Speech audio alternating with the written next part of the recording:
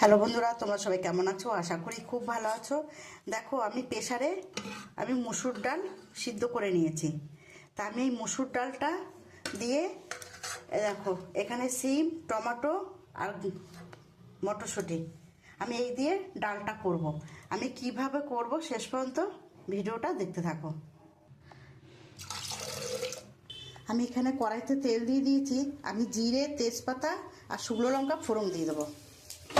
এখানে আমি প্রেসারে যে ডালটা সিদ্ধ করে রেখেছি ওইটা আমি দিয়ে দেবো। এখানে আমি দুটো কাঁচা লঙ্কা দিয়ে দেবো। এখানে মটরশুঁটি দিয়ে দেবো, টমেটো আর সিম।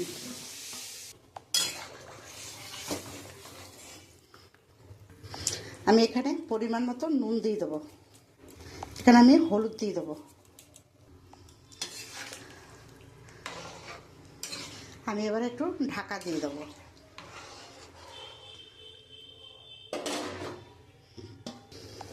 ডালটা হয়ে এসে আর একটু হবে। দেখো,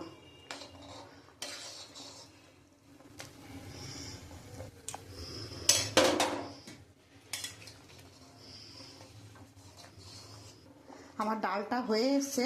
এবার আমি নামিয়ে দেবো।